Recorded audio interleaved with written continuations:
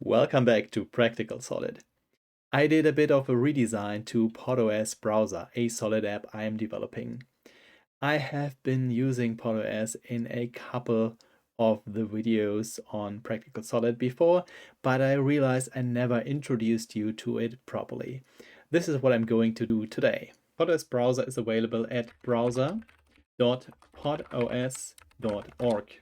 And this browser is similar to any generic file browser your operating system provides.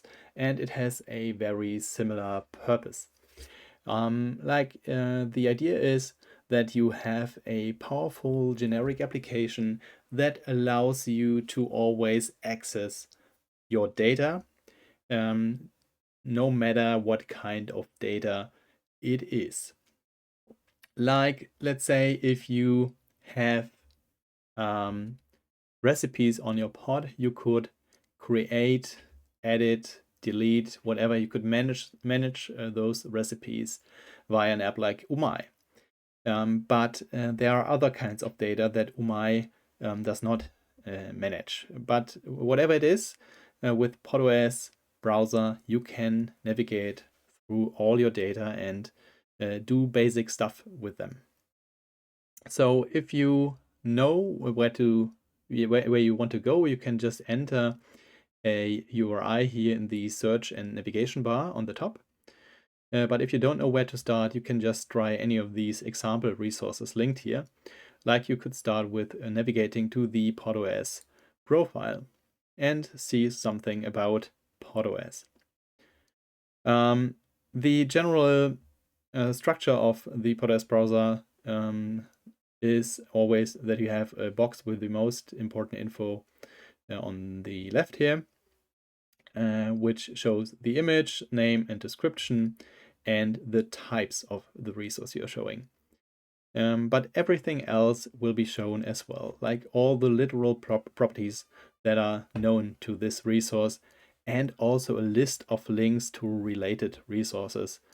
Okay, let's start by visiting our own pod at practicalsolid.solidcommunity.net and see what we have there. As soon as we enter the URI in the navbar and confirm, we can see the root or the resources listed on the root of our pod. Notice that we are already signed in. I did this off recording. So as we are signed in, we can also see, for example, private resources. And we could also create new things using the add button up here, which we'll do in a minute. But first, let's see what we have. For example, we have a cookbook which has been created by Umai. We have movies created by Media Kraken, and probably some other things here. So you can see that all the data is actually stored in our pod, and we can use PodOS browser to navigate through it. Let's, for example, take a look at the movies. These are all the movies that have been imported by Media Kraken. Like, take a look at Inception, navigate through it, and we have all the data, the image, the description, name, everything. We could also see in Media Kraken, we can find with PodOS browser as well. It's a more generic view that is not specialized on movies, so it's not as nice as viewing as in Media Kraken. But as I said, PodOS browser gives you a fallback to be able to always access your data, even if any app or if no app is available that fits your needs otherwise. And you can do much more stuff, perhaps, that you cannot do with the specialized apps. Like you can add any literal here that might be missing, or link the movie or whatever thing you're viewing to other resources on your pod or elsewhere. Next, let's take a look at the cookbook we created with Umai and actually compare this generic application with using a specialized app like Umai. We can navigate in the cookbook and see actually the two recipe documents that we can also find in Umai about pancakes and pizza. Let's, for example, visit the pizza. And then we have all the data that is stored in this recipe.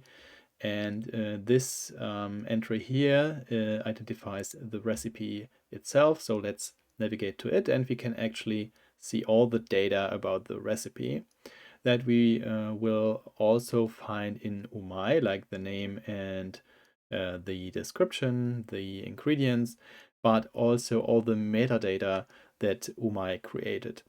So a tool like PodOS Browser gives you a bit more insight under the hood without being too technical.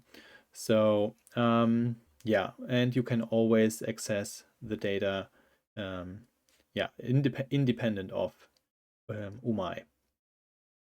Let's compare this. Like Umai, of course, is much nicer for recipes. It even has a quite new cook mode.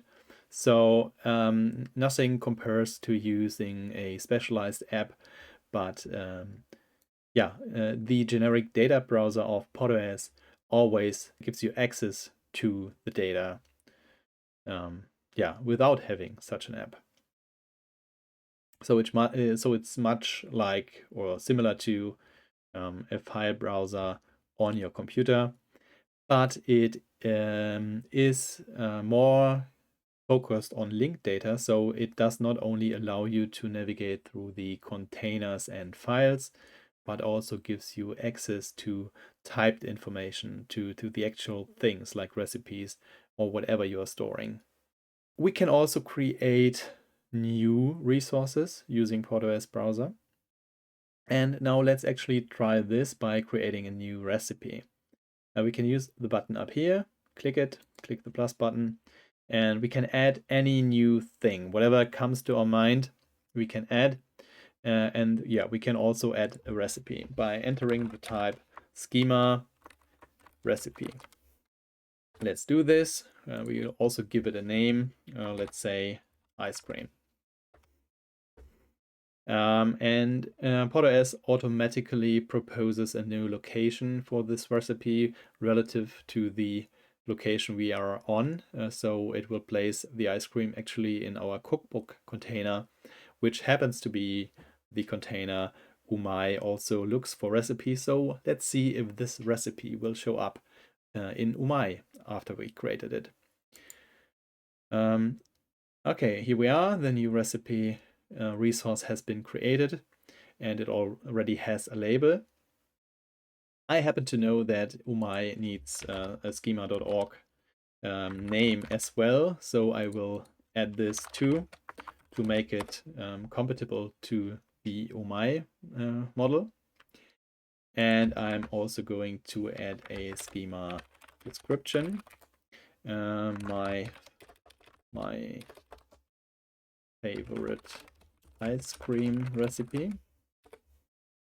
And then, of course, we need to add some recipe ingredients like chocolate, soy milk, and probably some more, but let's stick with this for now. And now we are going to switch to Umai and take a look at whether the recipe is found here. So I synchronized my data, and now here we have the actual ice cream recipe I just created using PodOS Browser. So let's click this and take a look. Everything here, description, ingredients, we are all good. And of course we can edit now this recipe with Umai as well, but I hope you get the idea of having a generic app that can edit and view any data compared to having a specialized app. So to wrap it up, PodOS gives you access to the whole range of data that is stored in your pod. It's not fitted for specialized use, but it it's fitted for the broad access to all of your data. And in the future, it will also be able to interlink data of different domains. Like you could link the recipes to your movies or whatever comes to your mind, which with no specialized app will ever anticipate all the use case covering multiple domains of data. But a tool like PodOS will always give you access on this most basic level to view any of your data, edit it on the most basic level, and to interlink things with each other. What do you think about a tool like PodOS Browser? Leave a comment below. And if you liked this video, like and subscribe and tell others about it.